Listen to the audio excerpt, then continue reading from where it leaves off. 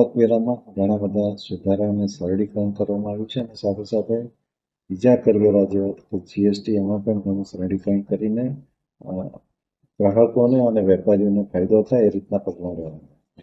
જ્યારે આપણું ગુજરાત સૌથી લાંબો દરિયા કિનારો ધરાવે છે 1600 કિલોમીટરનો, ત્યારે મેરીટાઈમ ફંડ બનાવીને 20,000 કરોડનું મેરીટાઈમ ફંડ જોગવાઈ કરવામાં આવ્યું છે બજેટમાં. એના લીધે આપણે ગુજરાતમાં મેરીટાઈમ એટલે કે મત્સ્ય ઉદ્યોગ અને મત્સ્ય ઉદ્યોગનો જે વિકાસ છે એને ઘણો બધો ફાયદો થશે. વધુમાં વધુ રોજગારી આપતું કોઈ ક્ષેત્ર હોય તો એમએસએમઈ, અને એમએસએમઈ ઉદ્યોગોને આ વખતે આ બજેટમાં ઘણી બધી રાહત આપવામાં આવી છે. સોલાર અને પવન ઉર્જાનો ઘણો બધો વિકાસ થશે અને એ માટેના ફંડ પણ આમાં જોગવાઈ કરવામાં. तो व्हाट्सएप, ट्विटर, फेसबुक, इंस्टा जहाँ भी आपका अकाउंट है, इसे शेयर बटन के द्वारा वहाँ पर शेयर करें।